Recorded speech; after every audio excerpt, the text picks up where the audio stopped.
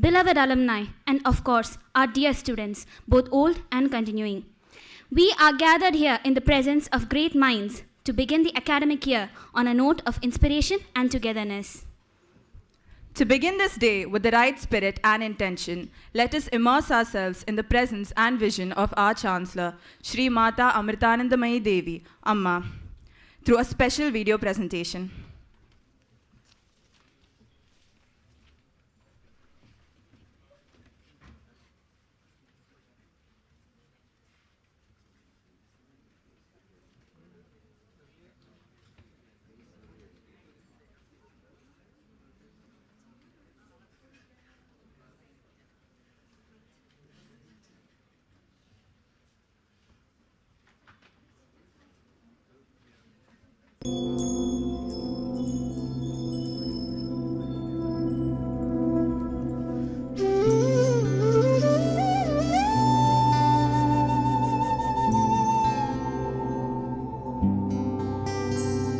She's the mother of the stars, twinkling brightly in the skies. She's the mother of the mountains, rivers, oceans and fountains. She's the mother of creations. She's the mother of all nations. She's the mother of humanity. She's the mother of you and me. She's Amma, embracing the world. She's Amma, embracing the world. She's Amma, embracing the world, embracing the world.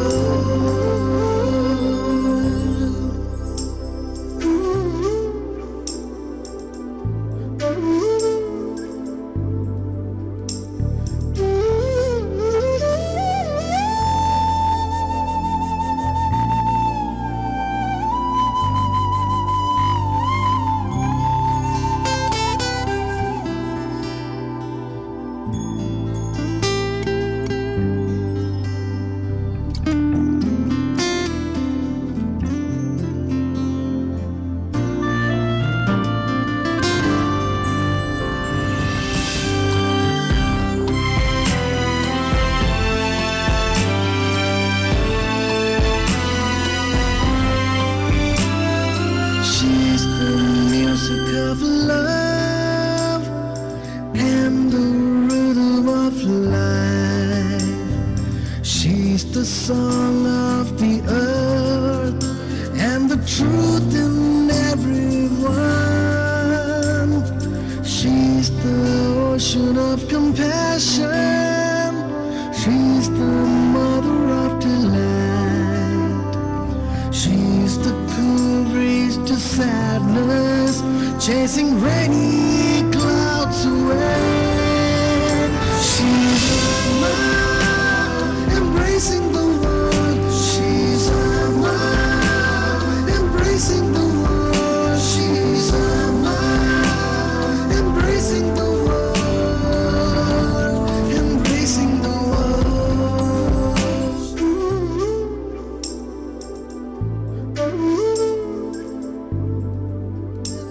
She's the mother of creations.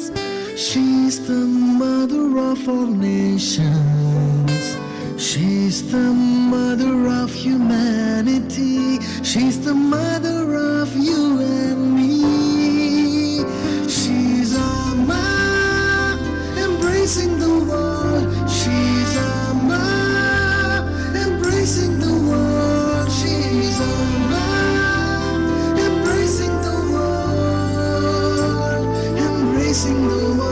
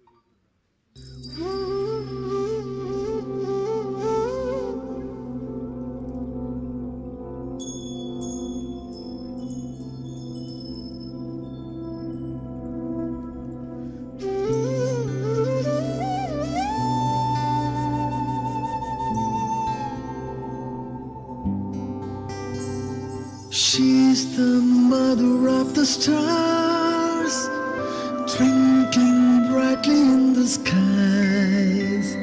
She's the mother of the mountains, rivers, oceans and fountains. She's the mother of creations. She's the mother of all nations. She's the mother of humanity. She's the mother of you and me. She's Amma, embracing the world. She's Amma, embracing the world. She's Amma, embracing the world, embracing the world. As a symbol of the recognition that she has received from the global community, Amma was invited to address the Millennium World Peace Conference of Religious and Spiritual Leaders at the United Nations in 2000. Well, I feel that it's a great honor Dr. to share a Goodall platform and the late UN High Commissioner for Human Rights, Sergio Vieira de Mello, presented Amma with the Gandhi King Award for Non-Violence at the UN General Assembly in Geneva in 2002.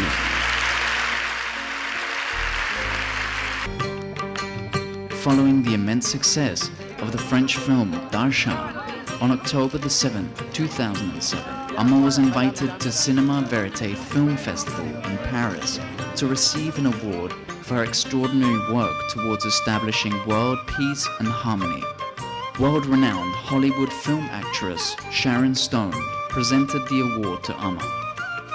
The University at Buffalo is privileged to confer upon her the State University of New York Honorary Doctorate in Humane Letters.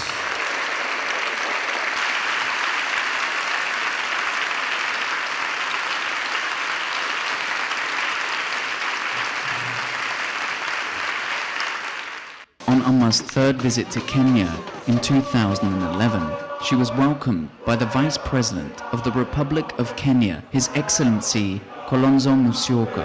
Amma inaugurated the Amrita Children's Home, which will ultimately be home to 108 children.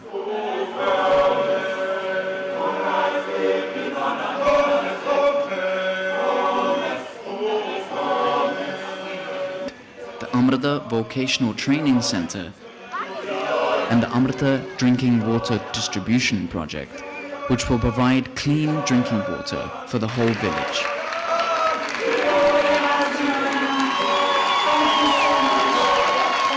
On Amma's recent visit to Japan, Amma announced a $1 million donation to Miyagi's Children Wellbeing and Education Funds. Amma made an unscheduled visit to one of the relief centers where she embraced and consoled each resident, offering her shoulder to cry on.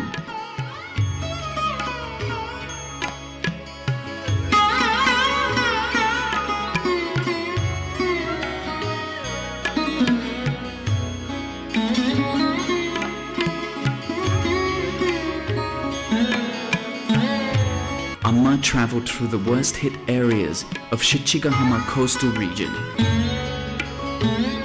Upon reaching the beach, Amma led the group to the water's edge to pay their respects to those who had lost their lives.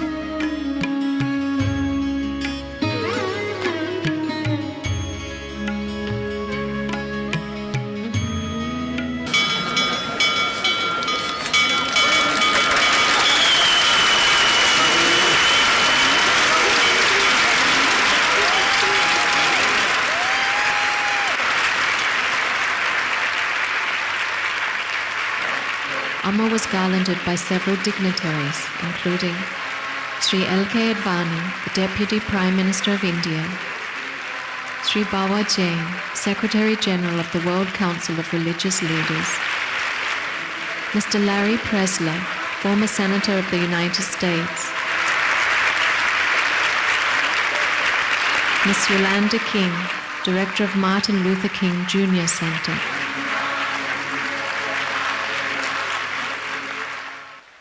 His Excellency, the President of India, Dr. APJ Abdul Kalam.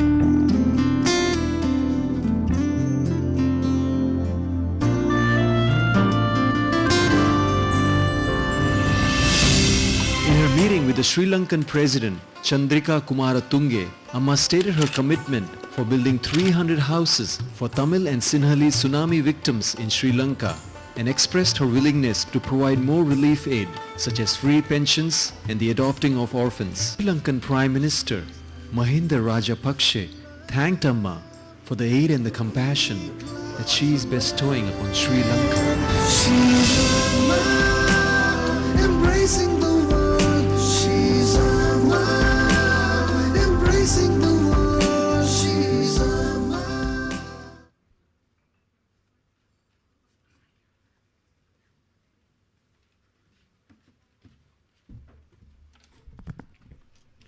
Now, we'll take a brief look at the vibrant journey of our school, Amrita School of Nanosciences and Molecular Medicine, through a video that showcases its missions, achievements, and the vibrant community that defines it.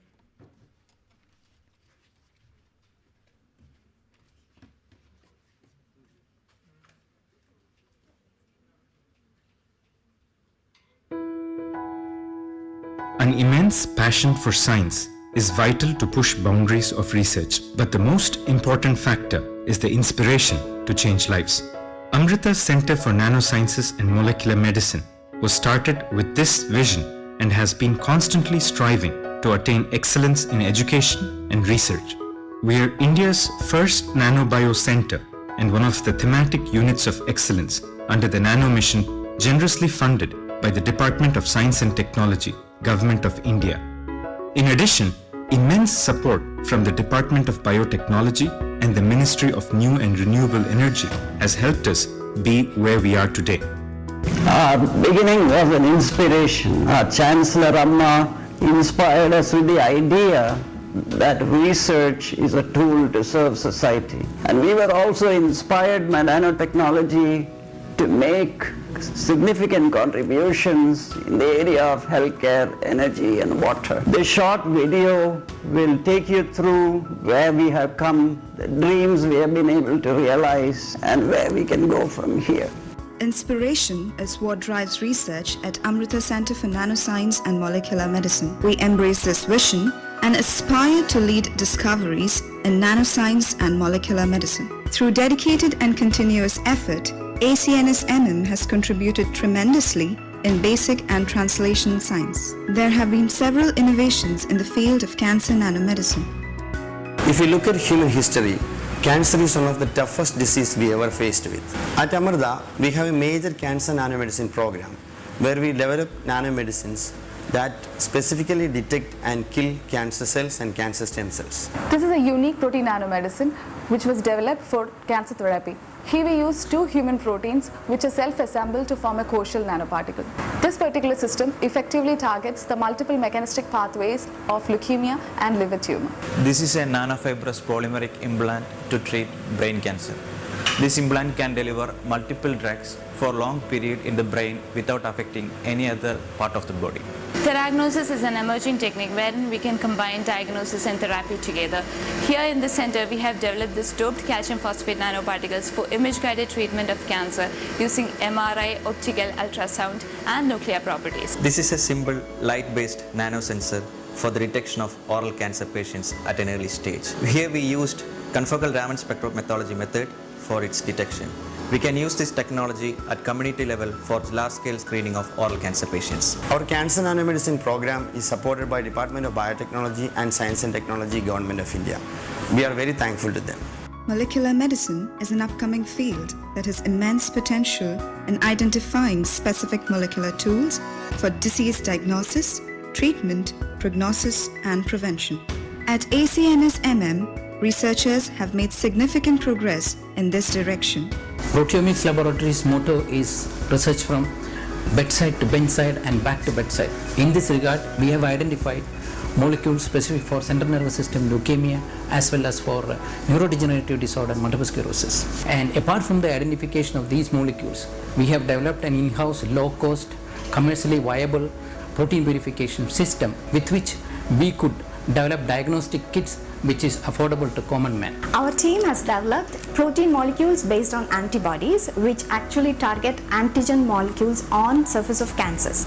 Our aim is to develop them so that they target these cancer cells and kill them, either by directly binding to them or by delivering cancer nanomedicine. My stem cell lab, in collaboration with Dr. Krishnakumar Menon, developed a three-dimensional bone marrow niche-like condition for testing the chemosensitivity of leukemic stem and progenitor cells. This can be used as an effective in vitro drug screening platform, and that is one step closer towards the personalized medicine. Regenerative medicine and drug delivery are other promising areas in medical research. Researchers at ACNS-MM have been working on several cutting-edge areas related to this field. In our lab, we have actually developed a novel technique of 3D spinning, wherein we have got these polymeric threads which can be developed into continuous yarns, and that can be made further into fabrics of this kind, which can be drug loaded and can also be developed into vascular grafts that are currently under testing in rabbit models. In tissue engineering lab, we developed nanotechnology-based biomimetic bond substitute, which is mechanically stable, biodegradable, and has good bond regeneration potential. The material can also be imaged non-invasively by CT or MRI. We believe that it's a promising candidate for reconstruction of bond defects, which is a great challenge in orthopedics. In our polymer chemistry lab, we are focusing on developing flexible hydrogel bandages with bioactive and antibacterial nanomaterials for burn, infectious and hyperfibrinolytic wounds. We are also developing injectable hydrogels for hard and soft tissue regeneration. The backbone of the center is its state-of-the-art facilities that house some of the most sophisticated and advanced equipment needed for research. These research facilities are supported by Government of India grants from DBT, DST, ICMR, CSIR, UGC and MNRE. The DST Amrita Animal MRI facility houses a 7 Tesla high-resolution imaging system that is used routinely by researchers for live animal imaging studies. The DBT Amrita TEM facility has a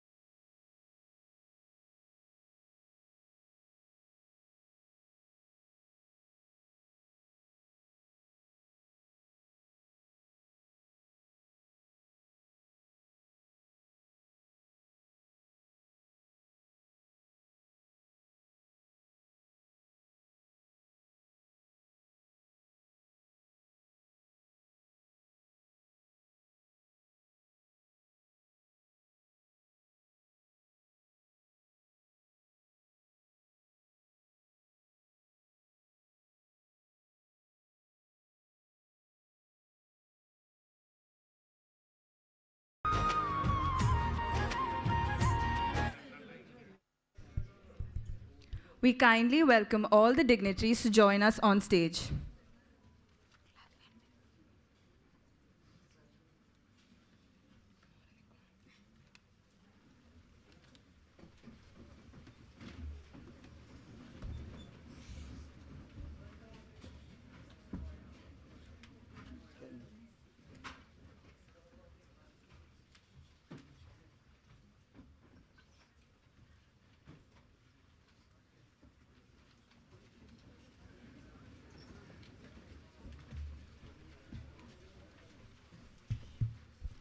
To continue on a spiritual note, let us invoke grace and clarity. We now invite Ms. Aparna Satish and Ms. Meghna Binni to lead us in the university prayer.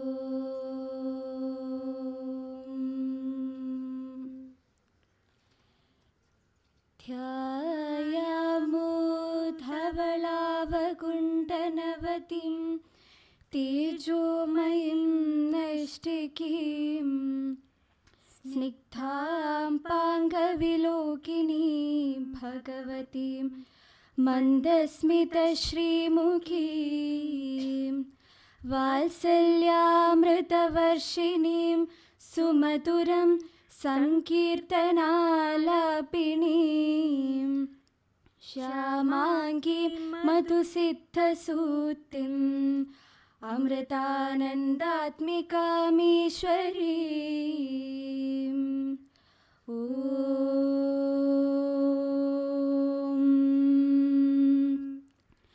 सहनाववतु सहनौ भुनक्तु सह वीर्यं करवावहै तेजस्विनामतीतमस्तु मा विद्विषावहै ॐ शान्ति शान्ति शान्तिः ॐ असतो मा सद्गमय तमसो मा ज्योतिर्गमय मृत्योर्मा अमृतङ्गमय ॐ शान्ति शान्ति शान्तिः ॐ सर्वेषां स्वस्तिर्भवतु सर्वेषां शान्तिर्भवतु सर्वेषां पूर्णं भवतु सर्वेषां मङ्गलं भवतु ॐ शान्ति शान्ति शान्तिः ॐ लोकाः समस्ताः सुखिनो भवन्तु लोकाः समस्ताः सुखिनो भवन्तु लोकाः समस्ताः सुखिनो भवन्तु ॐ शान्ति शान्ति शान्तिः ॐ पूर्णमदः पूर्णमिदं पूर्णात् पूर्णमुदच्यते पूर्णस्य पूर्णमादाय पूर्णमेवावशिष्यते ॐ शान्ति शान्ति शान्तिः ॐ श्रीगुरुभ्यो नमः हरि ओम्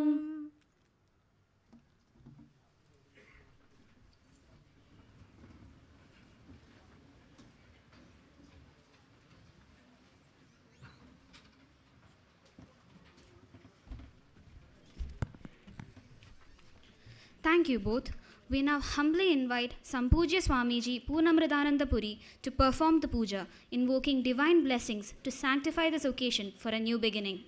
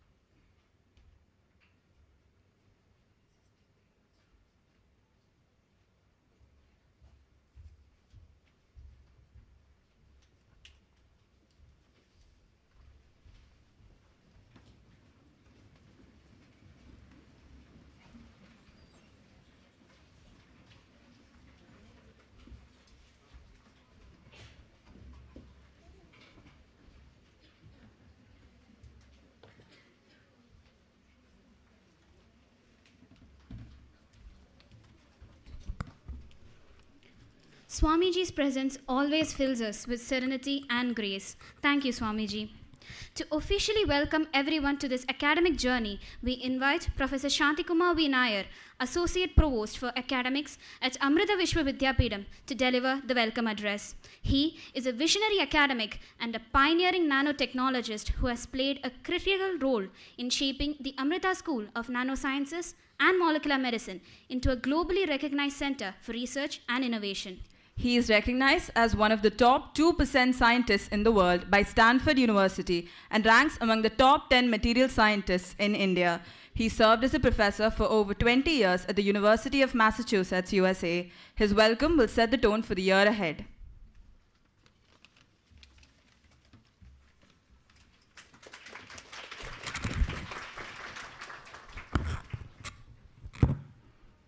Hello, can you hear me well? Okay. Om Amriteshwari Namaha. On behalf of the School for Nanosciences and Molecular Medicine and on behalf of Amrita Vishwavidyapeetham University, I am happy to welcome you warmly to all the students who are graduating to this inaugural event. Let's give them all a round of applause for being here and having selected us.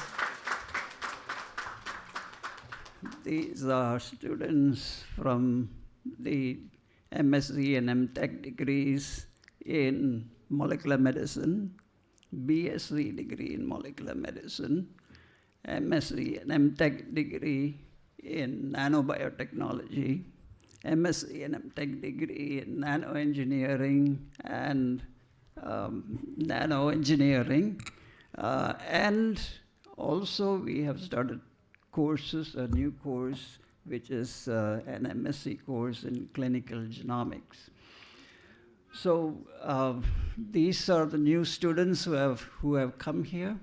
I also like to welcome their parents who are here to accompany them, and they have turned them over to us as parents for the journey ahead, which is 2 to 4 years, depending upon the course that you're taking. Let me, before I address you a little bit, it is my duty to welcome our distinguished visitor or distinguished persons on the stage. First of all, I want to introduce you to Swami Purnamritananda Puri, our beloved Swamiji. He is originally actually an engineer. He graduated from the institute in Raman Institute in Bangalore, and so he has a background in engineering, and he is now the trustee of Mata Amritandamayi Mutt, and also the secretary of Mata Amritandamayi Mutt. He is the one who brings Amma's presence and vibrations to this campus. He is very, very involved with all our schools. As you know, he is here today to address all of you personally. He comes to all the major events in the campus. He invites students to where he is, a short distance away, so that he can talk to them and inspire them to attain to, to grow within and actualize their potential. So he is very much involved, and his presence here also creates a real presence of Amma here in this auditorium. I'd like to thank Swamiji for coming and welcome him to this gathering.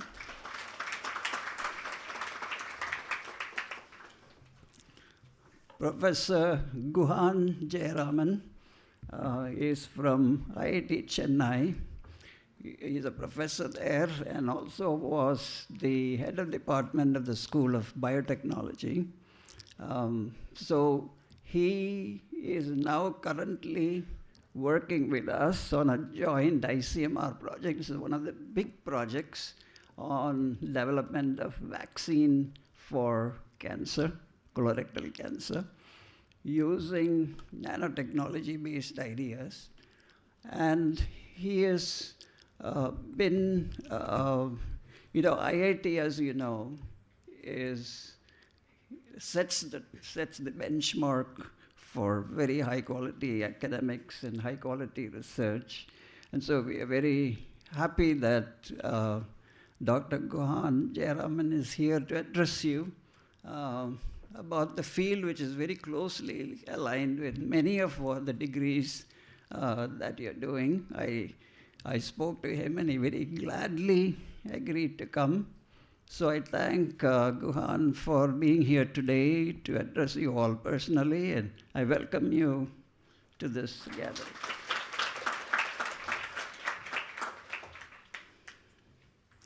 So I won't take too much time, but I just want to say a few things, few points that I want to emphasize. There is no better time than today to seed some thoughts in your mind. So first of all, you've joined an institute, a tremendous institute established by Sri Mata Amrita, who we affectionately call as Amma, Mother. She's a founder and chancellor of Mata Amrita Math, and it has 10 campuses all over India, all the way from Kanyakumari area all the way up to Haridwar. In terms of healthcare, this campus was the first campus that was founded in 1998 as a super specialty hospital. At that time, there was no other hospital like this, research oriented. So it's called Amrita Institute of Medical Sciences and Research Center. So the idea that research should accompany a hospital is something that Amma very strongly felt is very, very important. There certainly was research in the medical area, but the idea that medical research, along with that is scientists doing medical research and doctors providing clinical care, should work together and develop and innovate new drugs, new therapeutic solutions, new diagnostics that could be more efficient, maybe much less costly, is an idea that Amma has been promoting since the time this hospital was established in 1978. Okay. I was told, good. Gaurav, how are you? Can you hear us? We cannot hear you yet. Yes, yes. Okay. Can you hear me now? Yes, I can. Now that the lights have been switched off, I can see you very well. So nice to see you all. Okay. I want to. It wouldn't be right, of course, if I didn't welcome Gaurav Varanwal. Gaurav, as you can see over there, he graduated with a PhD at our center. And he is now an assistant professor. He's a faculty at the Mayo Clinic, the #1 cancer research center in the world. Okay, so Gaurav, you have really made leaps of accomplishment since you have left here, and it's a joy to see you again, although I wish you could have been here in person, but thank you so much for coming and joining this gathering. I know it must be probably midnight over there. Yes. Okay. But it's an absolutely pleasure and honor to be here, and so glad to see all these faces once again. Okay. It's giving me goosebumps and nostalgic feelings. Okay. All right. Thank you. Gaurav, please stay on. Yes. And we are looking forward also to hearing from you soon. Okay. So what I wanted to mention, 3 things. One, Amrita is sort of a different type of institution. We focus on, I don't want to say just values, we focus on bringing our best talents from within. We focus on excellence, where we bring in creativity and apply our knowledge to do very creative things. We are not an institution that says that pass your exams, get your certificate, and then go look for a job. That's what we normally call education for a living. We are more focused on education for life. That is, what is the higher purpose of education? And one of the things certainly is creativity. So we want you to think independently on your own from within, come up with ideas, and be able to apply them creatively for the betterment of the world. That's the basic principle. They say, for example, that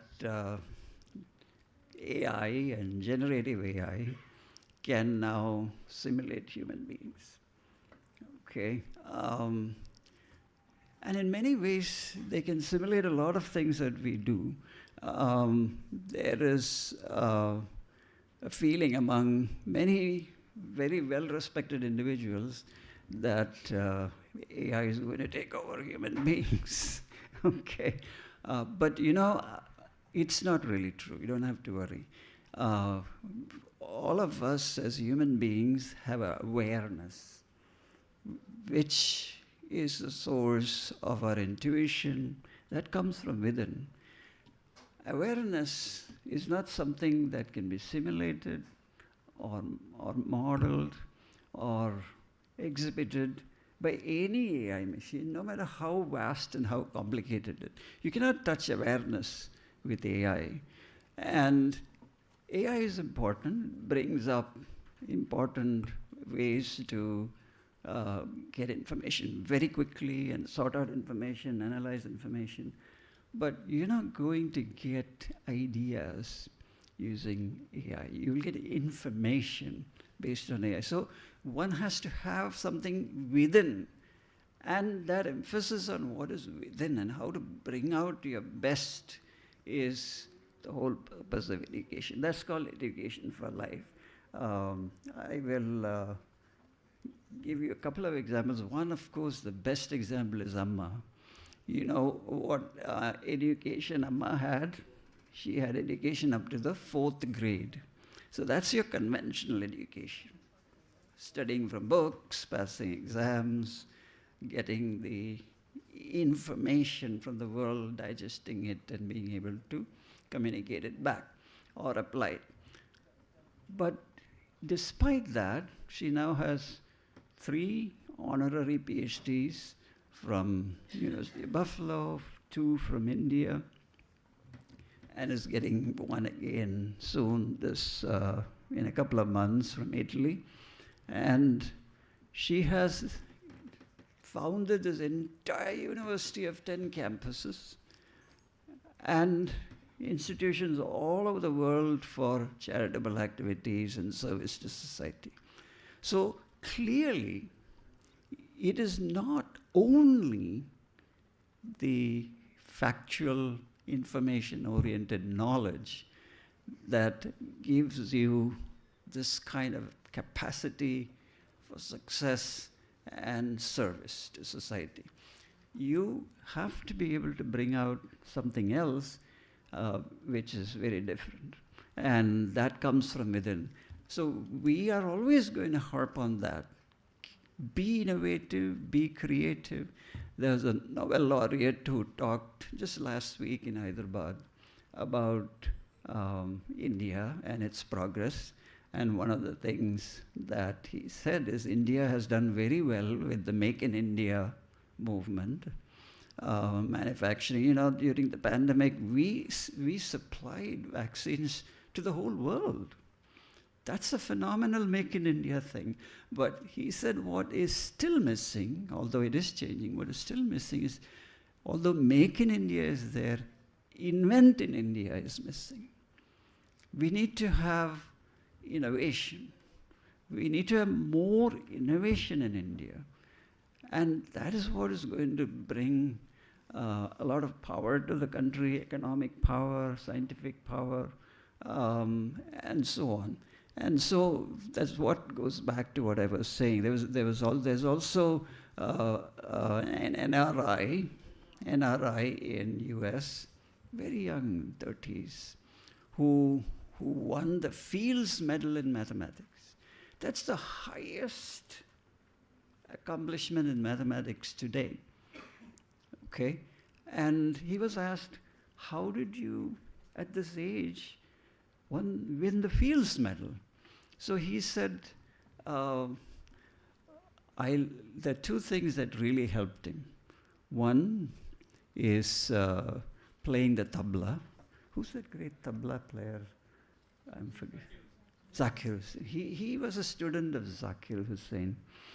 And tabla made him go within a lot. The second thing was learning Sanskrit poetry. Okay, he said these two things really made him contemplate at a very deeper level when he was doing mathematics. You see? So you see that success is not just knowing the formulas and substituting and things like that. Success is also is something intangible that comes from your awareness and from your intuition. And you have to learn to access that. Then you'll be very, very, very, very successful. The second part, small advice that I would like to give is be open. Everybody has, especially all your students, you'll meet so many different students, you'll see so many different labs, so many different specialties. Be open to learning and draw on learning that is outside your field as well. So interdisciplinary is a word that is sometimes used. You know, I'll give you an example. When I was in the US, I was mostly doing engineering, right? I graduated from IIT Mumbai, and I worked on space shuttle tiles and all kinds of really material science-oriented stuff. So when I came back, I did very well. I got different awards and so on. I was very proud of myself. And when I came back, I was expecting to be given some big engineering labs and setups, and I had visions of building it up into some massive material science departments and things like that. And I said, Amma, I'm back, I'm here, and what should I do next? So Amma said, go to the hospital. Go to the hospital. I said, I'm feeling quite well. And so she said, that's where you're going to set up your work. Set it up in the hospital. I said, Amma, I'm not a medical person, I'm an engineer. I said, that's okay, that's a good place for you. So I started the Nanoscience Center. It was called the Nano Bio Center for Stem Cell Research and Tissue Engineering. It had these fancy words in it. And that was one of the most fantastic things that ever happened in my career, personally, professionally, because putting it in a hospital made me try to understand biology and medicine and how materials interact with that, and how do you bring clinicians into something, you know, and we proposed a big proposal on using materials for tissue engineering and stem cell research and drug delivery and so on. And it was one of a kind in India, and it was funded very well by the DST at that time, and it was the first nanobio center in India. And we've pioneered nanomedicine way back in 2006. Would it have happened if Amma didn't say that? No, it wouldn't have happened, because that was not my idea. I had to, as Professor Guhan was saying a little earlier, you have to get out of your comfort zone. You know, you want to be in your own field, work on the things you know, and but Amma forced me to think of things that I don't know anything about, which means that I had to learn from others. I actually had to listen to biologists and say, okay, I don't know what you're talking about, can you explain it to me? So therefore, when you're open to such situations, then you really get to grow, and you challenge yourself. And I think that's something else you should also keep in mind. You have to be open and come out of these sorts of silos which we tend to build around ourselves, which doesn't really help. It just keeps you isolated. Nothing more than that. It doesn't make you more knowledgeable or more capable or anything like that. It just keeps you isolated.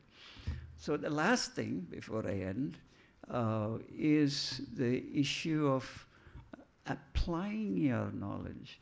See, we have people who work in labs and publish a lot of papers. And then we have people who actually take that kind of work and say, how do I create something that has an impact on society?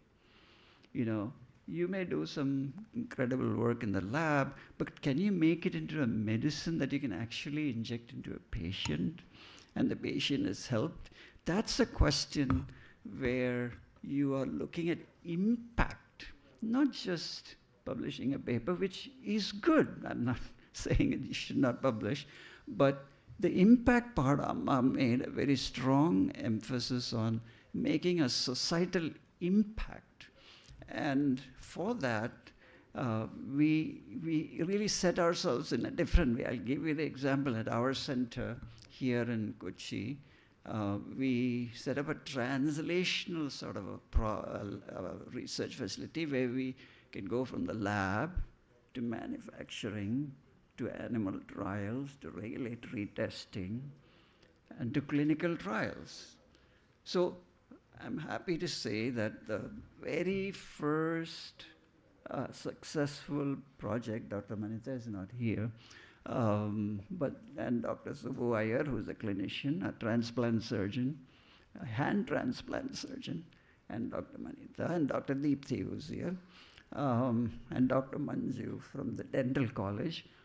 See, it's a very interdisciplinary team, a dental person, a transplant surgeon, biomaterials person, and Manita is also a biomaterials person. Came together and we devised a mandibular implant, and that was taken forward all the way through regulatory approval, and we finished phase 1 trial quite successfully. Now we know where to take that product and what some of its deficiencies are when you actually go to the clinic. So it was a tremendous learning experience. So this aspect of impact is very important. We started a big campus in Faridabad, which is a 2,700 bedded hospital with a big research center. It's 2 lakh square feet, 7-story tower. Such a confluence of scientists and medical professionals or clinicians is just not there anywhere in India. It's a vision again. Where did it come from? Came from Amma. She said, I want it like this. It should not be just a hospital where we treat people as per standard of care, but it must have intense research where scientists can work with doctors and produce impact on society. So this impact, always thinking about in what way is it that what I am doing in the university is going to help anybody. Even if it's one person, it doesn't matter. If it is only going to help you and nothing else, maybe it's not the best way to think about education. Education must think about its impact, beneficial, positive impact on others as well. And I think those are the aspects that I want to emphasize, because in our campus, we strive for excellence, we strive for interdisciplinary thinking, where you're open to different fields, and we strive for impact. These are not things that are normally taught, but it is part of a mentoring process in the university. All of you will be doing research quite intensely.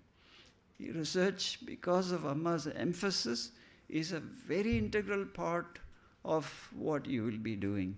It's not enough for you to pass exams. You have to do your own creative work, and that's what research is, your own creative work. And for that, you have to go within and bring ideas out. And so it's a personal transformation. I want you to take this time in Amrita as a personal transformation, not as getting a degree certificate so you can quickly run and get a job somewhere and have some money in your pocket. You will, believe me, you will all have that. There's no doubt in my mind that all of you will do very well in that respect. But what is probably more important is that you make it a personal transformation so that you can be a contributor to society. You're not living off of society, you're contributing to society. And this is our educational and research philosophy, that we make an impact on others. So with those few words, I hope I didn't take too much time. I wish you all tremendous success. I know you will do well, but please keep this one thing in mind: personal transformation. That's what this should be, okay? And I think you'll all do fantastically well. I have no doubt about it. Adjust to all the problems you're obviously going to face. The real world is like that. But think about it as a personal transformation. Om Amriteshwari Namaha.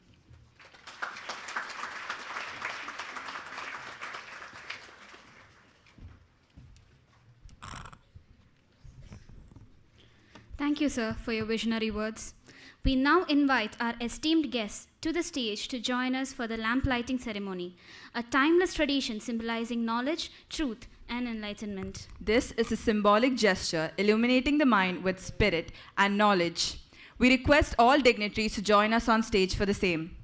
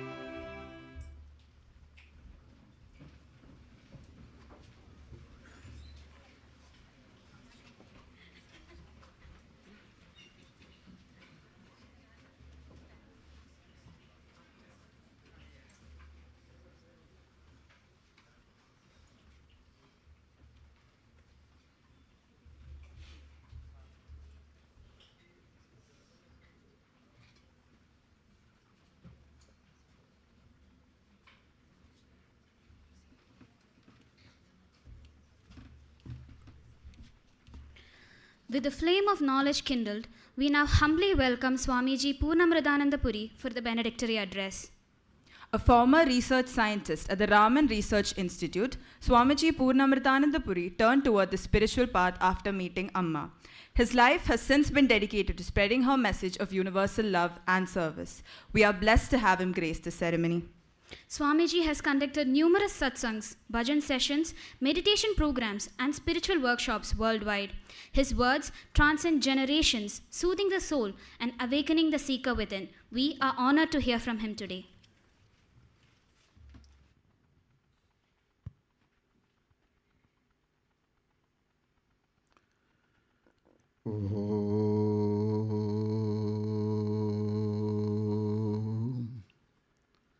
स्नेहालोकसुमोहनवदनां करुणात्रानत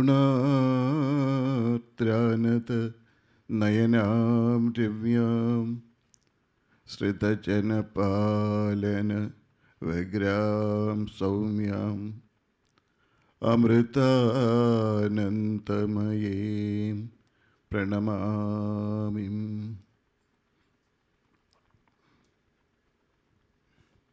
Om Amrteshwari Namaha.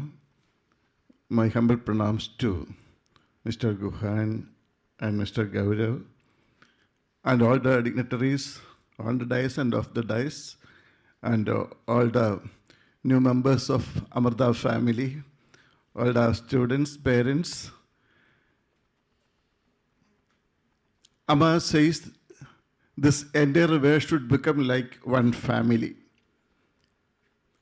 At present, we are getting divided in the name of caste, religion, languages, nations. Amma tries to dissolve all these feelings of divisions with her divine love. Amma says, division always creates fear and anxiety. Only love can connect us. Amma is trying to activate that love from within. You know, our ancient masters, they were all super scientists. They fell in love with this universe. It was not a fall, actually. We usually say fall in love, no? But they were rising in love.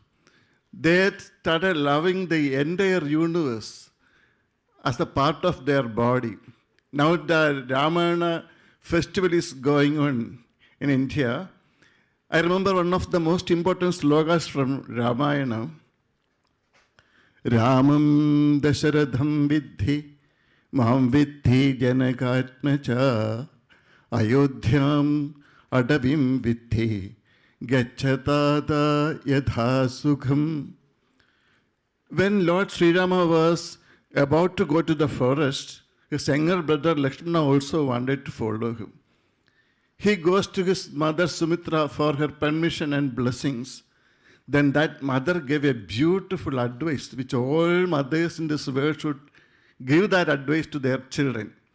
That is this sloga, Ramam Dasharatham Vidhi Mam Vidhi Janakatmaja Ayodhyam Adavim Vidhi Gacchatada Yadha Sukham. Meaning of this sloga is very simple. That is, darling son, consider Sri Rama as your father, Dasharatha. Consider Sita Devi as your mother, Sumitra. Consider that dense forest as your country, Ayodhya. Go and come back peacefully. But Sanskrit language is very rich with meaning. You can interpret this sloga in so many different ways. One of the interpretations is like this. Consider Sri Rama as your father, Dasharatha means, consider all elder men as your father, respect them. Consider Sita Devi as your mother, Sumitra means, consider all ladies, irrespective of their age, as mother and respect them, or try to see your mom in all ladies and respect them. And consider that dense forest as your country. Ayodhya means consider all countries in this world as an extension of your country. For that, first love your country, extend that love around the world, spread that love around the world. If you can do this, you can enjoy everlasting bliss, even if you are in the middle of all the problems of life. A mother reveals a secret to enjoy life. I remember during Amma's world tour, during Amma's program in California, one young man came to Amma and asked Amma, he said, Amma, I know you from the very beginning of my life. I used to take important decisions in my life only after asking you. Now I have completed my studies, got a very good job. Should I get married? I was the translator. I explained to Amma. Then Amma said, son, if you don't want happiness, get married. അമ്മയുടെ വാക്കി പറഞ്ഞു, മോനെ സന്തോഷം വേണ്ടെന്നുണ്ടെങ്കിൽ കല്യാണം കഴിച്ചോ. Wait, when I translated, he did not understand properly. He looked at me, stared at me. I said, I don't know what happens after marriage. I'm not married. Then Amma explained, if you want to give happiness, get married. If you want to get happiness, you may get disappointed. അമ്മയുടെ വാക്കിൽ translate ചെയ്യുമ്പോൾ ചിലപ്പോൾ എൻ്റെ beauty പോകും. അമ്മ പറഞ്ഞത് ഇങ്ങനെയായിരുന്നു, മോനെ സന്തോഷം കൊടുക്കാനാണ് കല്യാണം കഴിച്ചു, സന്തോഷം കിട്ടുമെന്ന പ്രതീക്ഷയിലാണെങ്കിൽ വേണ്ട. കിട്ടുമെന്ന് പ്രതീക്ഷിച്ചവർക്ക് ആർക്കും ഇന്നേ വരെ കിട്ടിയിട്ടില്ല. അല്ലെ കല്യാണം കഴിച്ചവരോട് ചോദിച്ചു. സന്തോഷം കൊടുത്തവർക്കാർക്കും കിട്ടാതിരുന്നിട്ടുമില്ല. വളരെ സ്ട്രോങ് ആയിട്ടുള്ളൊരു സ്റ്റേറ്റ്മെൻറ്റ് അമ്മ Z. If you want to give happiness, get married. If you expect happiness, you may get disappointed. Those who have expected happiness have so far never found it, but those who have given happiness, certainly they will get it. So, if you become a giver of happiness, the whole world will be after you. So, instead of expecting happiness, become a giver of love, giver of happiness. That is the step to success. So how to give happiness. Your smiling face can give happiness. Your soothing words can give happiness. Your body language, your personality, it's the most important thing, not your intelligence. Amma studied only up to 4th standard, but she got the doctorate degree from the State University of New York. I remember during Amma's first Bombay visit, about 25 scientists from Baba Atomic Research Center came to meet Amma. They asked for an interview. And they asked so many questions, and Amma gave beautiful answers for their questions. And finally, Amma asked them one question which made all the super scientists silent. Amma asked them, what is more expensive than outer space? They kept quiet. Then Amma said, the inner world. What have you done to explore the mysteries of the inner world? Try to find happiness within. Try to research, do the internal research. Fountain of happiness is there within. So before you try to learn the external world, first try to find what is happening within. That's how the Bhagavad Gita starts. The blind king is asking a question to his minister. Dharma kshetre kurukshetre samaveda yujulsava mamaka pandava chaiva kimakurvada sanjaya. The blind king is asking what is happening in the warfield of Kurukshetra. First time in life he was trying to find out what was happening there. It was actually the beginning of meditation. We have tried to find out what is happening outside. We know many things about other people. We do not know anything about us.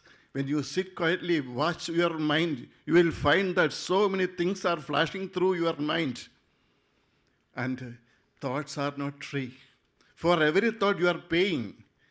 When you think about something, you are sucking energy from within. Our energy is getting converted into thought energy and you are transmitting thought waves. those thought waves are so powerful. If you have positive imagination, it can become a blessing. Because when you think about something, you are transmitting thought waves. It can travel with the speed of light, like a microwaves, radio waves. It can travel with the speed of light and strike all the objects of this world and can get reflected back to you. If you transmit a positive thought, it can come back as a blessing. If you transmit a negative thought, it can come back as a curse.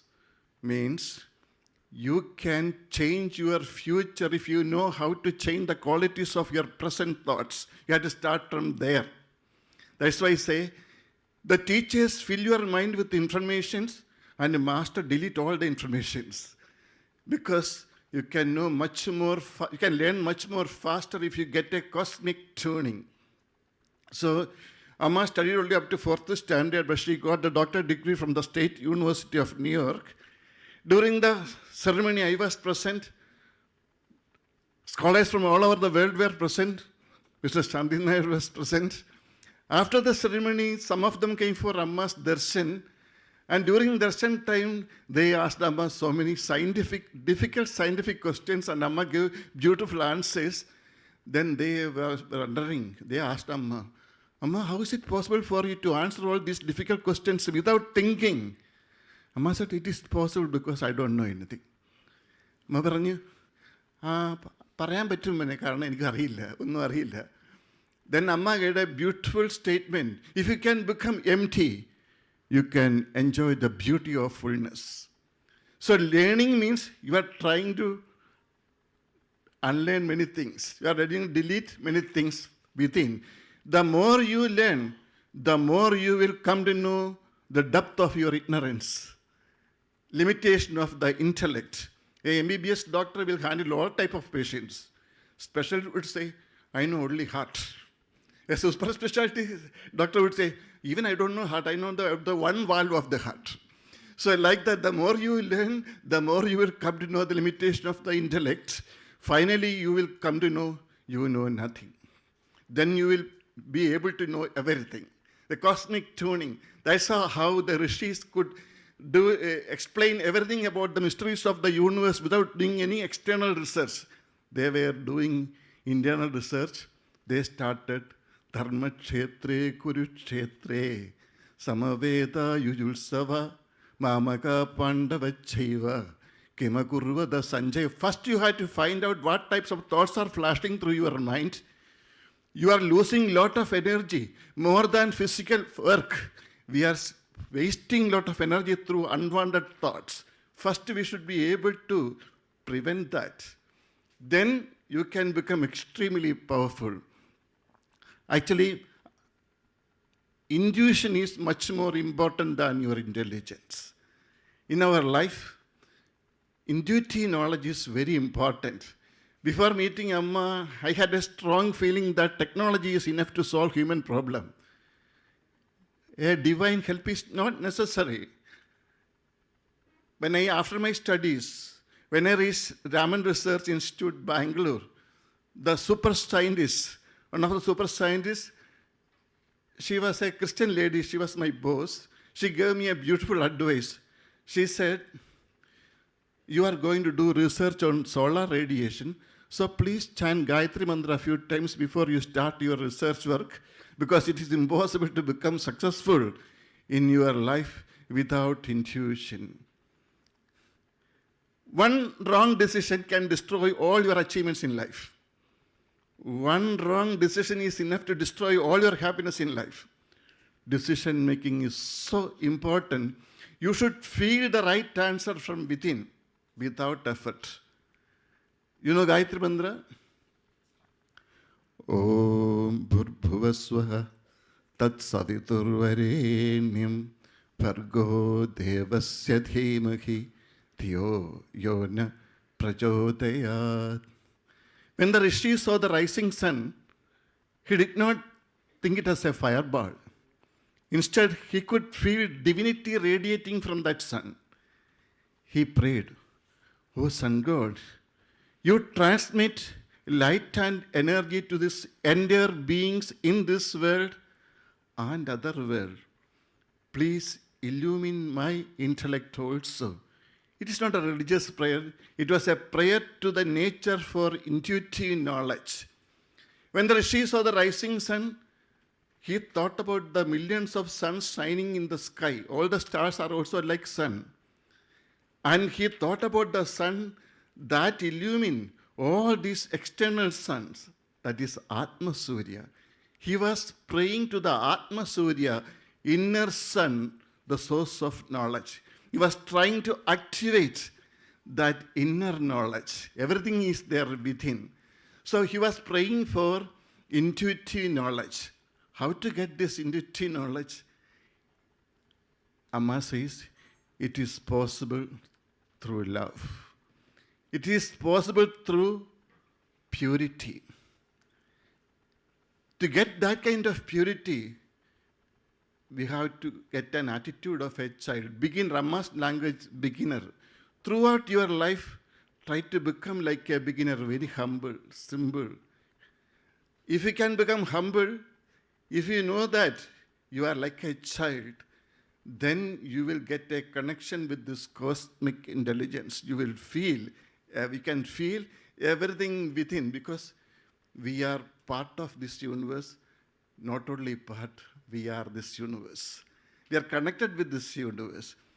There's a scientific theory, the whole universe, with its millions of stars, thousands of galaxies, unimaginable expansiveness, everything can be consolidated into a tiny space smaller than a hydrogen atom. Nanotechnology. Bhagavad Gita says, Anoraniyan Mahado Mahiyan. I am bigger than the biggest, smaller than the smallest. The big and the small are only concept. Everything is big or everything is small. Nothing is big or nothing is small. We are all connected to each other. You cannot hurt anyone without hurting you. You will get it back. So we are all connected. If you want, that's why I must say, if you want to be happy, become giver of happiness. And before meeting Amma, I was having some friends who were skeptic. So I used to go to many places where we heard about supernatural powers, evil spirits, haunted houses. And finally, I also started following them and also started doing another kind of research alone. I stayed in haunted houses. I stayed in graveyard alone. And I came to know that evil spirits are much more harmless than human beings. And also that search brought me to Amma. After meeting Amma, I asked her so many questions. I asked Amma, is there a God? അമ്മയോട് ചോദിച്ചു, ഈശ്വരനുണ്ടോ? അമ്മ പറഞ്ഞു, അതൊരു മണ്ടത്തരമായ ചോദ്യമായി പോയല്ലോ മോനെ. എന്താ മോൻ ചോദിക്കുന്നത്? ഈശ്വരനുണ്ടെങ്കിൽ എനിക്ക് ഈശ്വരനെ കൊല്ലാനുള്ള ദേഷ്യമുണ്ട്. അമ്മ പറഞ്ഞു, ഈശ്വരനുണ്ടോയെന്ന് ചോദിക്കുന്നത് നാവ് കൊണ്ടൊരാൾ എനിക്ക് നാവുണ്ടോ എന്ന് ചോദിക്കുന്ന പോലെയുള്ളൂ. I asked Amma, is there a God? She said, it's a foolish question. It's just like asking whether you have a tongue with your own tongue. Why are you encouraging now? I said, if there is a God, I have got such an anger to kill him. Amma asked, why? In this world, so many people are suffering from poverty and various kinds of diseases, and some are leading luxurious life. In this creation, each creature is the food of another creature. If there is a God who created such a cruel world, I have got such an anger to kill him. Amma said, I like you. Because you are angry towards God not because of selfishness, but of compassion to the suffering. God dwells in such a heart where there is love and compassion. Then Amma said, God is not someone who punishes everyone. He's the embodiment of love. He's the embodiment of compassion. How can he punish his children? We are punishing ourselves through our words and action. Amma said, after throwing stones, അമ്മയുടെ ഭാഷയിൽ പറഞ്ഞാൽ മുകളിലേക്ക് കല്ലുകൾ വലിച്ചെറിഞ്ഞിട്ട് പൂമഴ പെയ്യുമെന്നൊന്നും ആരും വിചാരിക്കേണ്ട. After throwing stones up, don't expect flowers to come back. The stones can fall on your head. It can hurt you. It is not the fault of the stone. It is not the fault of the earth. It is the rule of the nature. പ്രകൃതിക്ക് കാരുണ്യമില്ല, നിയമങ്ങൾ മാത്രമേ ഉള്ളൂ. ഈശ്വരന് കാരുണ്യമുണ്ട്, ഈശ്വരന് സ്നേഹമുണ്ട്, പക്ഷേ പ്രകൃതിക്ക് നിയമങ്ങൾ മാത്രമേ ഉള്ളൂ. Nature has no compassion. God is embodiment of love, embodiment of compassion, but nature has rules. You have to follow the rules of the nature. Those rules are called dharma. If you want to enjoy life, you have to follow certain dharma. You are allowed to enjoy driving, but you have to follow traffic rules. If you say, I am over 18, I am an Indian citizen, I need freedom, I am not going to bow down in front of this dirty red light. No problem. You drive, your life can end up in the middle of the highway. You have to bow down even in front of a red light to enjoy life. Means you have to follow the rules of the nature to enjoy life. No matter a child jump from the building, a pandit jump from the building, minister jump from the building, for the nature there is only one rule. I don't believe in gravitational force. I am going to jump. Jump and suffer? No problem. This so-called suffering is not created by nature. It's a rule of the nature. It's not a punishment. Rule of the nature. So, when we live in this world, we should know how to follow the rules of the nature. That is why spirituality is important. I asked Amma, are you God? Amma ഈശ്വരനാണോ? അപ്പം പറഞ്ഞു, ഞാനൊരു ഭ്രാന്തിയാണ്, ആരും ജയിലിൽ പിടിച്ചിടുന്നില്ല, അതുകൊണ്ട് ഇങ്ങനെ ഇരിക്കുക. I asked, are you God? Amma said, I'm crazy, nobody's putting me in jail, that's why I'm here. You need not believe me or a God in heaven, believe in you. Everything is there within you, just like a huge tree is potent in a small seed. Divinity is there in all being. Invoke that divinity through good action, through praise, through meditation. You can reach the supreme state of perfection. God is not a person, it is a position. Like a prime minister of a country or a president of a country is not a person but a position. Anyone can become prime minister or president, but you need the votes of the people.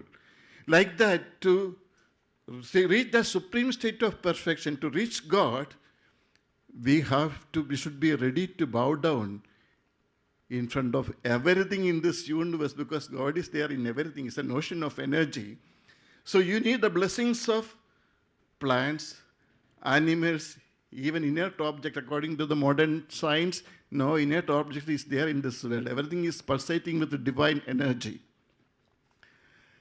After seeing all the divine qualities of God in Amma, I stopped my search for God. I was against God. Now see my condition. Amma says, മക്കളെ, ഈ ജീവിതയാത്രയിൽ നിങ്ങളുടെ കാലുകൾ മാത്രം മതിയാവില്ല. അനുഭൂതിയുടെ അഗ്നിച്ചിറകുകൾ വിടർത്തി അനശ്വരതയിലേക്ക് പറന്നുയരുക. അവസാനിക്കാത്ത ആനന്ദത്തിൻ്റെ, നിത്യ സ്വാതന്ത്ര്യത്തിൻ്റെ നിർവൃത്തി നുകരുക. Amma says, children, in this journey of life, your legs alone are not enough. Use your wings too. Wings of intuition. Spread your wings in the sky. Leave the boundaries behind. Go little above your body, mind, and intellect. And enjoy the everlasting bliss. Enjoy the eternal freedom. May Amma bless all of you to get that kind of purity and innocence to reach the supreme state of perfection. Thank you. Namaskar.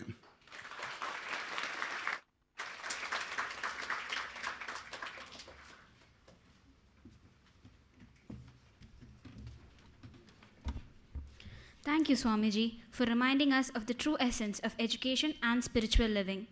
We are pleased to welcome our chief guest, Professor Guhan Jayaraman, head of the Department of Biotechnology at the Indian Institute of Technology, Madras.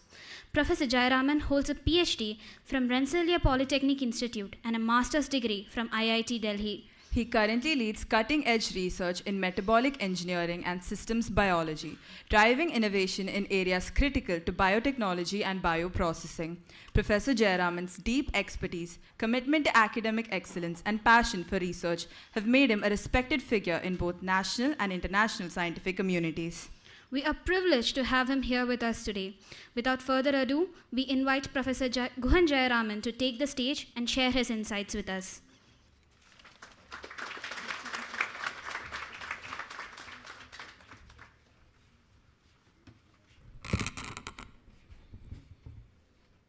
Swamiji, Professor Shanti Kumar Nair, distinguished faculty of the School of Nanoscience and Molecular Medicine, and students. It's my pleasure and honor to be here today, and thank you for inviting me to be a part of this function. This is my first visit to this esteemed institute, and I can tell you I was simply blown away by the kind of world-class facilities that are here, by the whole vision of the institute, which is absolutely visionary, thanks to Amma and all the scientists who have put this together. So I think the students here are extremely fortunate to enter these various programs, and I think the parents can also be very proud that the students have got admission here, so congratulations to all of you.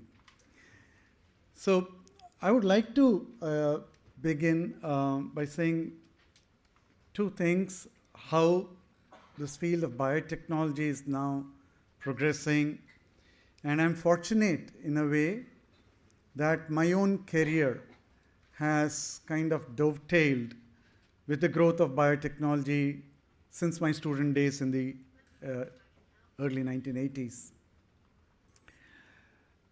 About 6-7 years ago, maybe 8 years ago, I was at a huge global event in Delhi, and one of the doyens of industry, Dr. Kiran Majumdar-Shaw, who's the founder of Biocon, might have heard of her. She says our goal should be to take the Indian biotechnology industry to a $100 billion industry. At that time, it was about maybe 20 billion or less. And one always wondered how this could be done, a five-fold increase in a space of 6-7 years. Given the stage at that time, it seemed very difficult. According to current reports, authentic enough from the government, the biotechnology industry now is not a $100 billion industry, it's more than a $150 billion industry. So it's really growing leaps and bounds. Statistics apart, my own, anecdotal and my own personal experience when I go around, especially when I go to some of those global events which has a lot of startup companies and other companies, I can see an exponential growth in a lot of different areas of biotechnology, right from nanoscience and molecular medicine to environmental biotechnology, bioprocessing, personal precision medicine, synthetic biology, you can name it. Wherever bio touches, I think things have really grown. So I think you're here at a very, very fortunate time when the growth is really increasing exponentially and the opportunities are increasing exponentially. Like I said, my own student days in the early 1980s, biotechnology was not a word that people recognized. I mean, even at that time, people said, is it a new field? And I kept hearing that word for 30 years or more, that is it a new field? Fortunately, I don't hear that much, which means that there is a broad recognition about the potential of the field. So my own journey began because at that time, the new biotechnology started. The first recombinant drug, genetically engineered drug, which was human insulin, which was manufactured by bacterial sources, was coming into industry early 1980s. And I was a chemical engineering student and had no idea of biology. But somebody told me this is a field that chemical engineers can play a very exciting role. So I said, how so? I don't know. And they gave me a couple of books. I still remember the one book which really excited me. It was called The Eighth Day of Creation. If you ever get a hands on it, read it. It was about the birth and revolution in molecular biology. And I think that time I really became a convert, and I have never lost it, never lost the passion. So somehow that is important, something which can, ignite your passion. I think for everything in life, that's one of the most important driving forces. I will talk about the two other driving forces later, but that's really important. And so I from chemical engineering, I moved to biochemical engineering, biotech, and so on. Did my PhD, came back because this was the country I loved, and I thought this was the place to be. This was going to be the future of the world, and it's proving to be so, right? So that's, again, something I want to say. And I didn't join IIT initially because, although I had an offer, because there was no biotechnology there, I joined Anna University, and they had one of the first BTech programs in industrial biotechnology in the country. And really, I loved that because there were, at that time, in the early 90s still, people were, people's imagination was sparked by this field, and we had a really, bright group of students, many of whom have gone to become leaders in academia and industry because they all had that passion, right? So that, more than anything else, is really important. I was told this morning that one of my colleagues was a graduate from this institute, Dr. Grishma Trivikraman. I didn't know that. She did her MTech here, and she is really one of the most, promising young faculty with an excellent academic record. So I'm very sure that many of you could be in a similar position tomorrow. Okay, so you have to believe. You have to have the passion and believe in yourself. That's very critical. So, as I was saying, this field is rapidly expanding, and recently, about a year or two ago, the government has also taken very important initiatives. It has announced something called as a Bio E3 policy. I don't know how many of you would have heard of it. E3 stands for economy, environment, and employment. And the feeling is that the biotech industry is going to be the engine which will create, a huge impact in all these three areas. I'm already seeing that, right? May not be the same level as perhaps data sciences and AI. Everybody is going crazy on that. But a much more sustained revolution. Whoever I've seen going to take up careers in bio have never regretted it, have stayed on, have really made a huge impact. Sometimes the starting salaries in bio may not be the same as in data science and AI, but the growth is sustained, and people, after a point of time, reach the same kind of salary structures as in other areas. And this is not to say that you should not be embracing other fields, right? Much as in other areas, data science and AI are tools which will hugely impact biotech, right? But like many other jobs, they are not going to replace people who have, hard skills, wet lab skills in biotech. And you, during this period that you spend here, would have immense opportunity to learn a lot of different skills.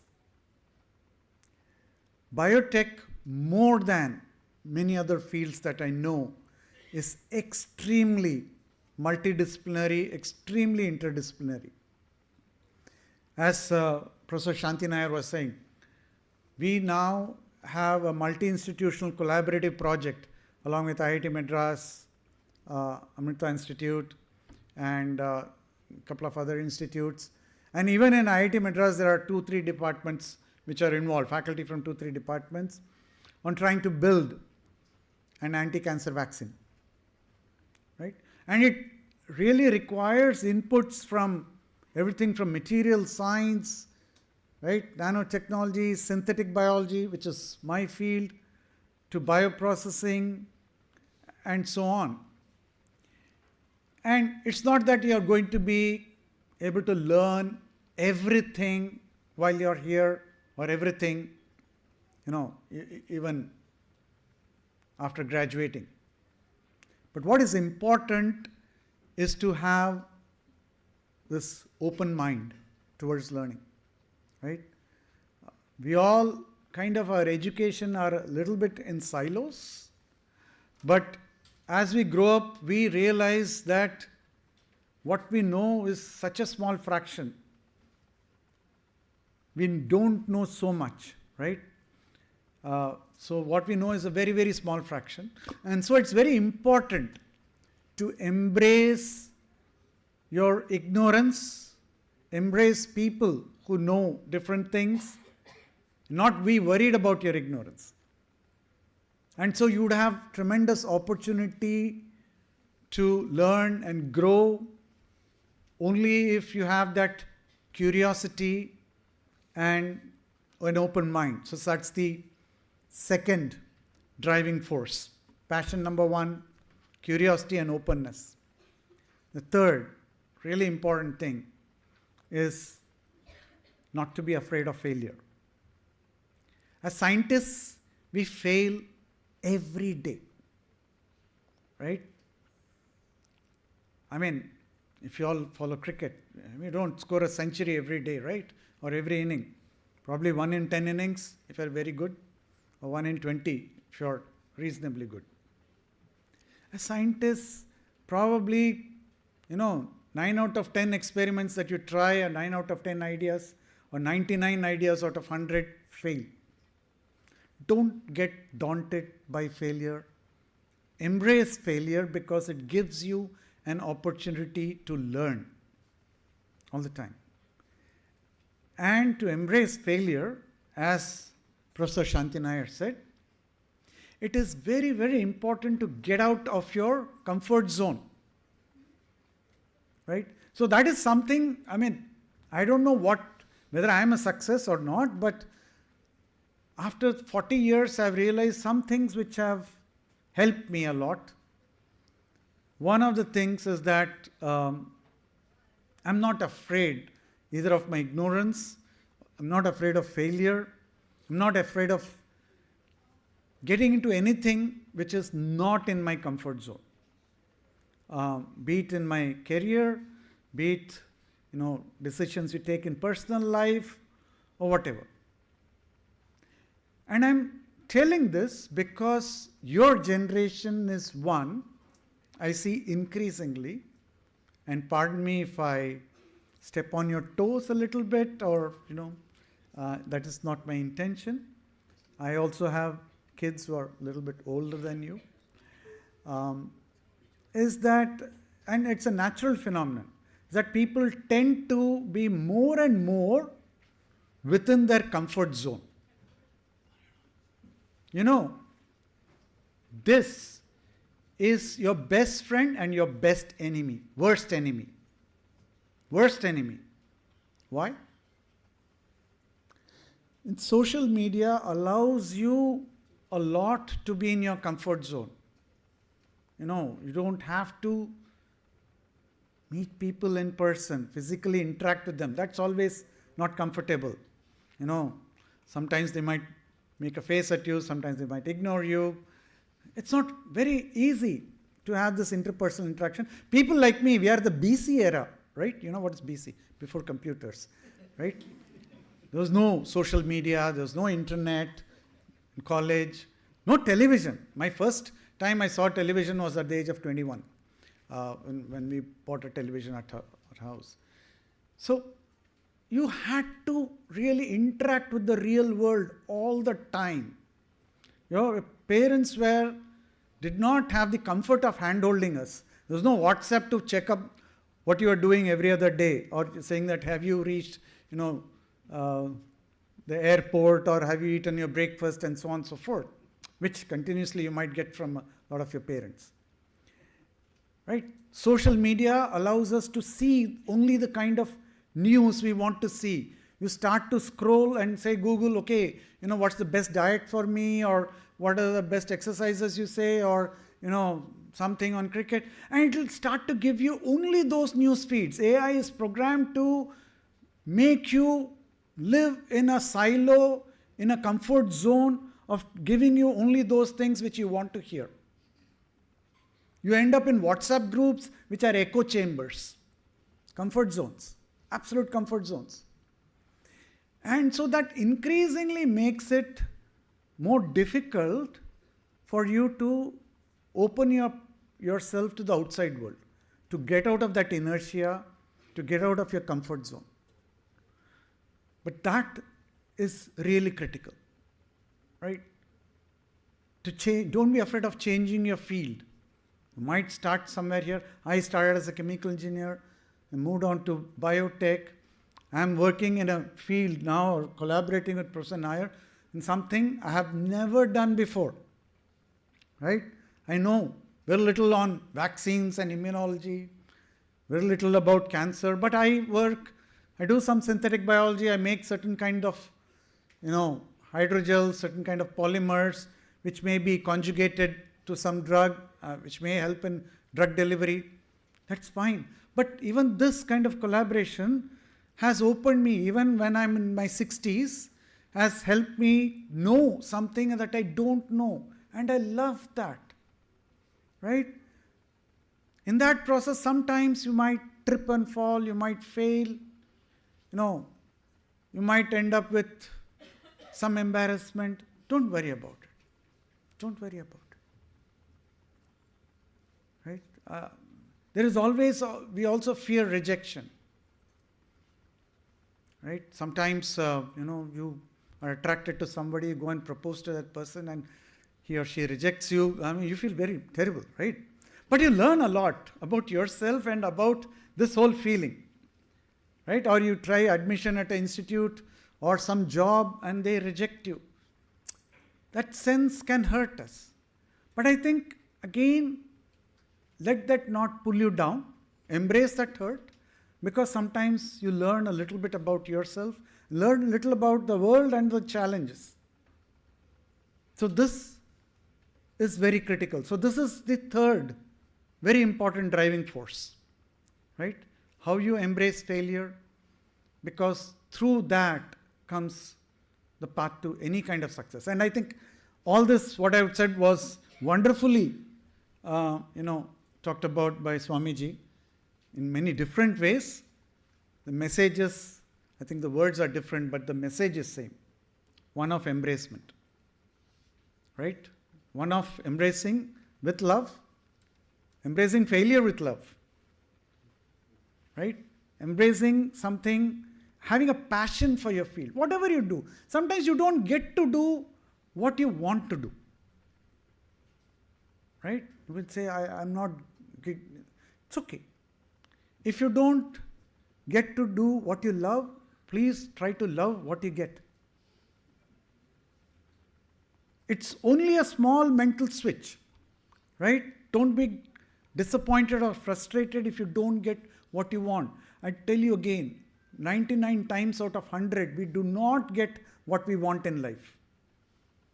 But if we learn to love what we get, learn to find excitement in that, and that is also passion. Passion is not only about loving what you want to get and getting it, okay, I'm happy.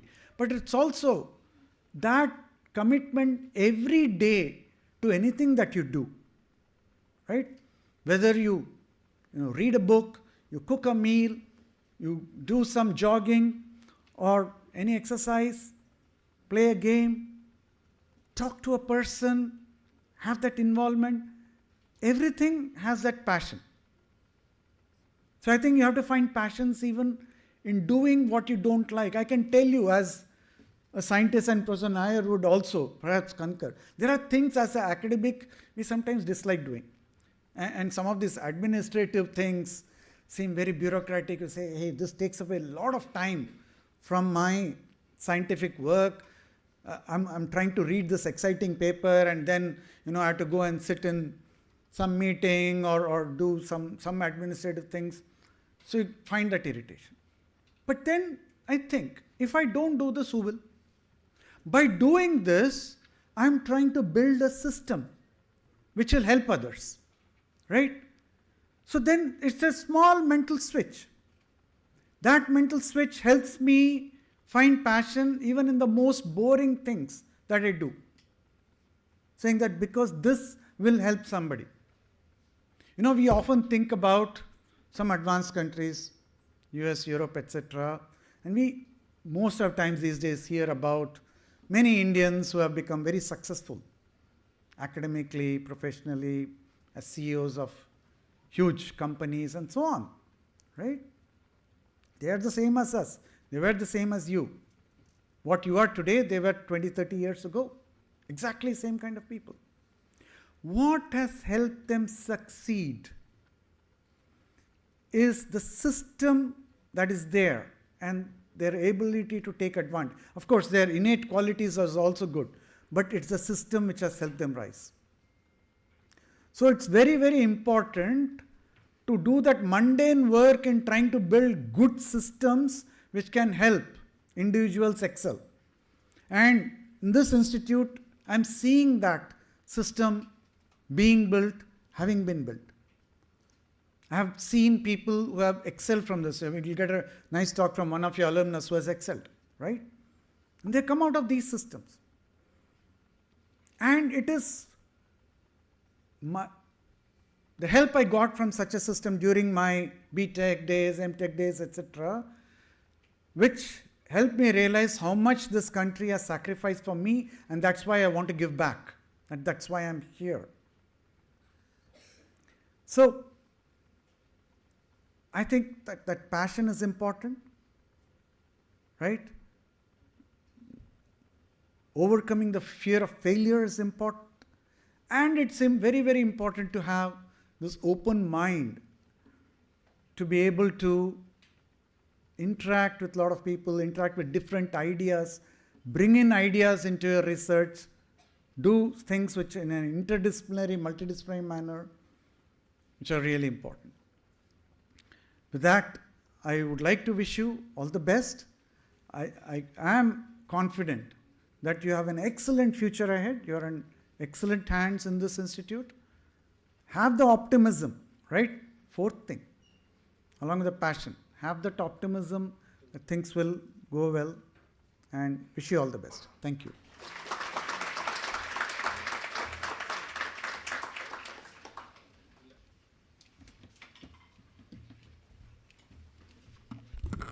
Thank you, sir, for your inspiring reflections.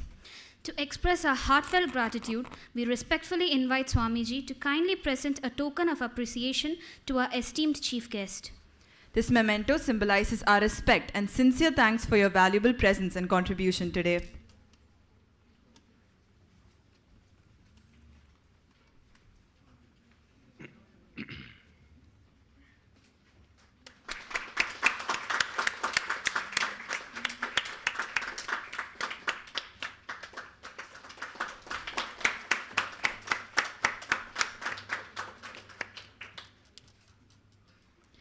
Thank you, Swamiji, and once again, thank you, Professor Guhan Jayaraman, for gracing this occasion with your wisdom and warmth. Next, we welcome Dr. Gaurav Baranwal, a proud alumnus of the Amrita School of Nanosciences and Molecular Medicine, who is now an assistant professor at the Mayo Clinic in Rochester, Minnesota. The Mayo Clinic is ranked as the #1 hospital in the world and has consistently been recognized as the top hospital in the USA. He will be joining us virtually for the session, and we look forward to his insights.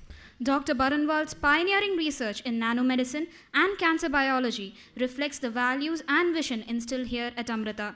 His journey is a testament to the potential our students carry into the world. We are delighted to have him with us today.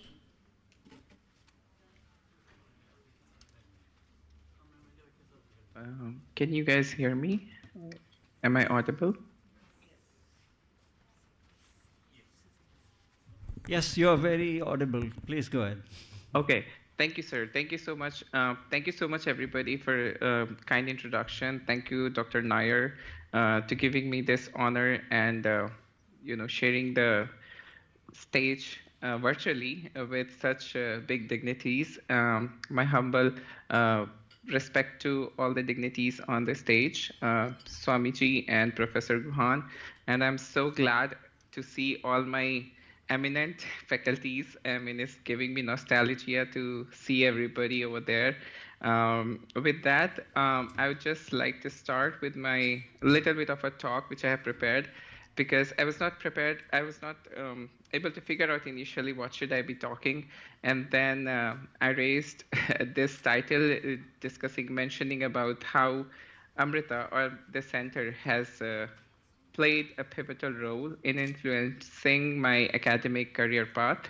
And as already Professor Guhan and Dr. Shantinar and Swamiji has mentioned, and I'm a strong believer of the quote that success is a journey, not a destination.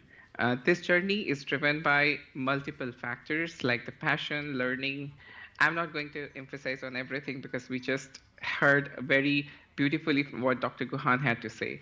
But one thing, eventually, what we achieve with this journey is finding your true self, which Dr. Shantinar also mentioned in initial, like, with this institution, you're not going to just think about your degree, but think about your personal transformation, which comes out of your own creativity. So with that, I would like to start where a little bit about my past journey. So I belong to, it's my marker, just a second. I belong to a very small city upper in North India, which is Uttar Pradesh, Sultanpur.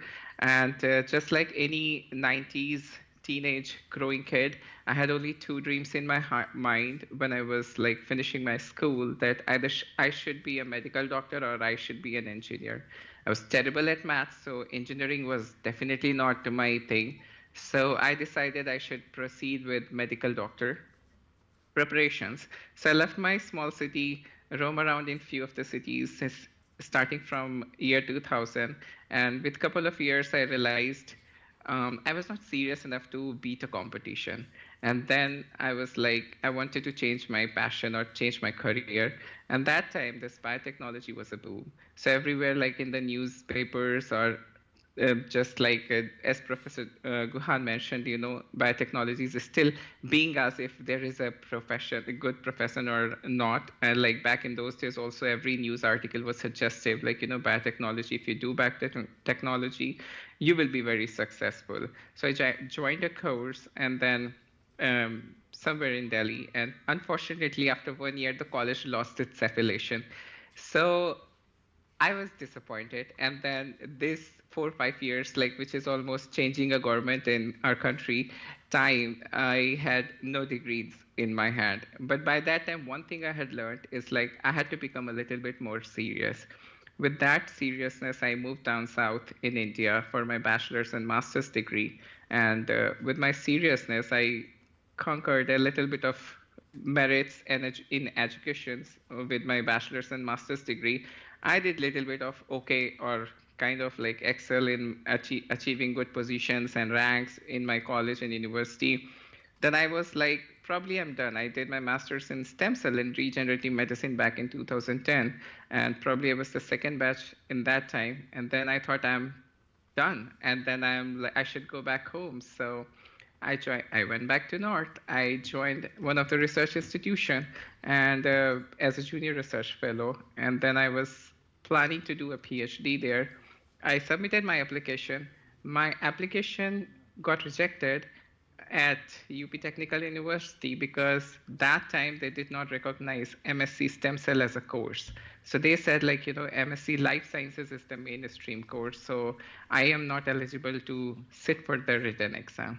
And that's where like, I was like, when I was not serious, I'm not successful. When I'm too serious, also I'm not successful. I was in my confusions is when one of my master's times senior at my dissertation senior, Dr. Manita Nair and Dr. Sudhakar, who called me that, there is a Center for Nanoscience and Molecular Medicine, where there are some JRF openings if you want to start research again, and join the institution and see if you can pursue PhD here.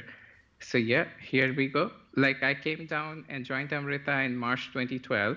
I still remember my first day. I was 2.5 days in the train, and my head was shaking when I was sitting for the interview.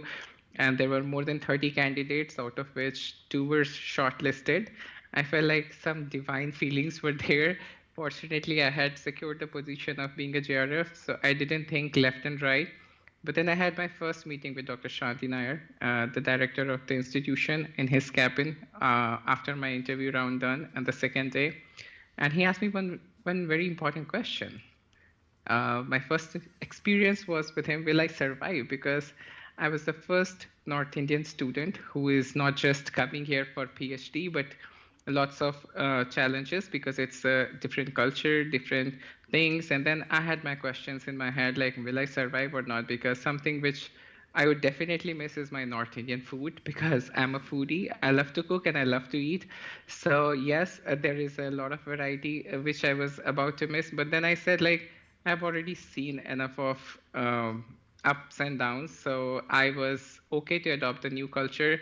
And to be very honest, with the wholehearted welcome I got from the institution and from the faculties and all my friends over there, that I started loving the culture, and I still crave for the food which is made in Kerala. I still love this Onam Sadhya, and that's me in my Malayali look with this mund and kurta on top. So that's about my cultural journey. So moving on from there, on September 5th, 2012, I met Amma for the very first time, and who is very famous as the hugging saint of India globally. And I really did not have much clue what is a spirituality or what it is to be a spiritual leader and meeting a spiritual leader. So I still remember my first meeting with her. The first hug she gave me, I was on the screen for the longest time possible. She hugged me for a very long time. And I don't know, something changed with that hug. I can't describe in words, but there was a stability in my mind that problems will keep coming. That's part of life. But something what I need to understand, the stability is just face it. There is no other way than you can escape from the problems. And that's where I started my PhD journey with one of the 2 best mentors possible, Dr. Vishwas and Dr. Sahadev Shankarappa, who did not just guide me for PhD, but personally also. And as just like a web series, my every slide is like a story. So with my first meeting with Dr. Vishwas, he said, this is your PhD, and you have already seen enough that you understand how much serious you should be or how much you should not be. I'm here as a guide, give you all the freedom, whatever you need.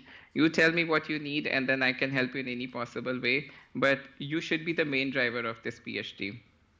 And I don't know, that word of being free and freedom got stuck in my head. And I somehow started enjoying the journey. I did a lot of things. I did my thesis. I happened to meet a lot of national collaborators, made international collaborators, and I also secured a senior research fellowship from Indian Council Medical Research in India. And not to forget Dr. Lalita Vishwas ma'am, who was funded by DST, is where I got my project to start with. With all of that, and then freedom and collaboration, which Amrita had to offer, with all the other eminent faculties, we had the opportunity to collaborate, even though I was on the molecular medicine side, because every faculty's door were always open. Anytime you can go to them for any kind of questions. And with all those thoughts, I still remember when I was trying to develop a model like this nice fruit flies, what you see every day in your home, whenever you leave your fruits are open. So these flies I got from ISC, and then I started playing and infecting them with GFP tagged green bacteria, if I can describe, and which Dr. Nair started calling as glowing flies. And I really had no clues like what to do. It was absolute serendipity. Like one fine night, I was just sitting and transfecting these flies, and they were glowing. And with some some drugs, this infection was reducing, and I didn't know what to do. And then I learned the factor of collaboration and networking. So we collaborated with Dr. Jayakumar's lab, and one of the finest paper I have so far with the highest citation is this particular paper, where this model became successful, one of its own kind in world of testing nanotoxicity. It has been cited more than 100 times by now in my short scientific span. So that gave me the understanding. I'm not talking about the science, but I'm just talking about the platform, which was very much open, allowed, and given me the freedom to talk with people, understand the science. And this is something which we just learned about in our previous talk, that you have to break your comfort zone. Do not forget that failure is part of your journey. Failure is the best educator. And with all of these, I had several papers which came on my way. I'm not talking about the publication and scientific achievement, because every paper was a story to tell. And I almost have papers with most of the faculties at the center. And that gave me the strength to work in the multidisciplinary field. And that's how I love these blue lines on the Google map, which helped me to conquer these blue lines and cross the boundaries across the oceans and landed up in USA in a very good lab at Texas A&M University, where I started my postdoctoral journey. With that, after completion of the postdoctoral journey, as you just mentioned by the introducer, I'm part of the #1 hospital in the nation, and I feel very proud that my training has strengthened me to secure a faculty position in this interdisciplinary field of science at Mayo Clinic. And a little bit about the science, what I do in today's life is, here we deal with end-stage renal disease patients, where the hope is when their kidney fails to do their job, you might have heard very commonly the kidney patients go through hemodialysis. And this hemodialysis is done by making a vascular excess, which is called as arteriovenous fistulas in the patients.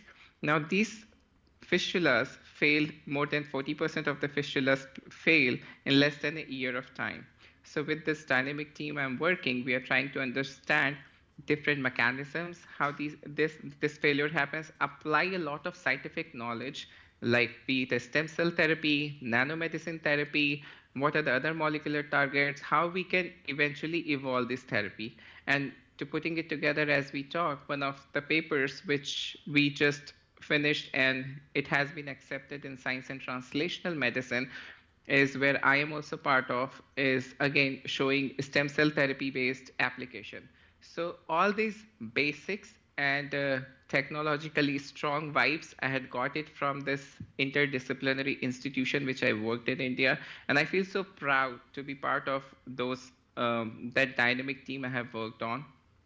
And of course, which has helped me to gain my postdoctoral degree at the postdoctoral position at Texas A&M. And of course, I started from there. I moved on to Mayo Clinic, and from Mayo Clinic, I secured another position in my current lab, where I'm working as an assistant professor. And it's with that, I still, as I said, I'm feeling the nostalgia. I would love to thank all the people and the lovely memories of Amrita, whether it was establishing the student lounge or establishing the Drosophila melanogaster toxicity testing facility. With all of that, I must say thank you to Amrita Center, which has moved me from here to here and from here to here. So I'm very glad once again, I'm part of it. And with all today's talk and conversation, I felt like I never left Amrita. It's almost been a decade. So congratulations to all the new students who have secured their position at Amrita. You're here for a reason. That's what is my feeling. we don't reach here without any reason. We have come here so you will definitely find your own purpose and your own training, and just optimize as much as possible. Just be open to any challenges which are coming on your ways. Please talk to the people who are around you, whether it is your seniors, PhD seniors, or your faculties. They're really, really very kind and very nice, not just professionally, but personally also. There have been so many ups and downs. And with that, if there is anything I could help, I'm more than happy to. And at the end, I would love to thank my family, which gives me the strongest strength to still be up, and my two lovely daughters who are sleeping right now and giving me the peace to sit quietly and talk to you guys today. So with that, I would just end my talk, and more than happy to be connected, or could be of any kind of help. And once again, thank you, Dr. Shanti Nair, for having me here and giving me the honor to speak.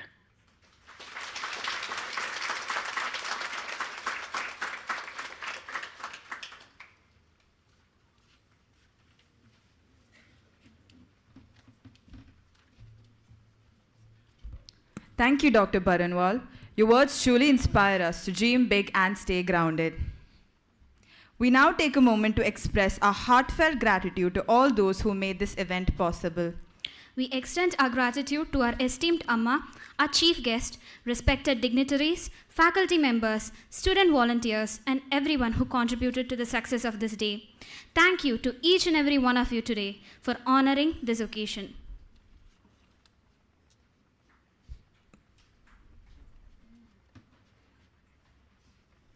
We request everyone to come forward and receive prasads from Sampuja Swamiji. Kindly proceed in an orderly manner as guided by the volunteers present.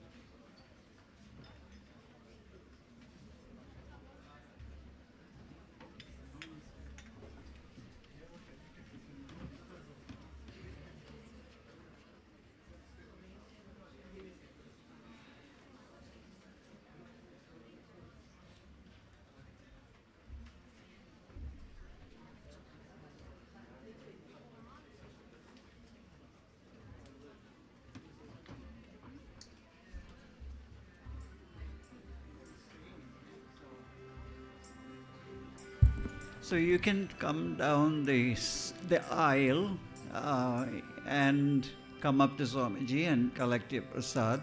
So please feel free to come, don't be shy. Come right down the center aisle and come up to Swamiji.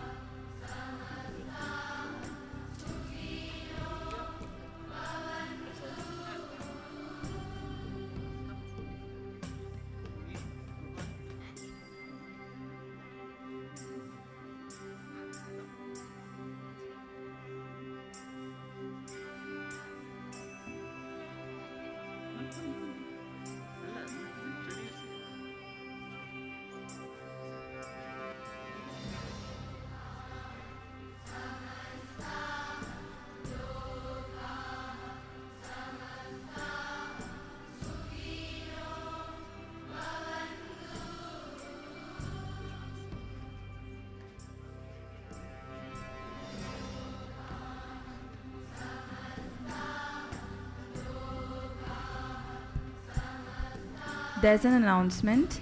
Lunch is being served in the hall outside.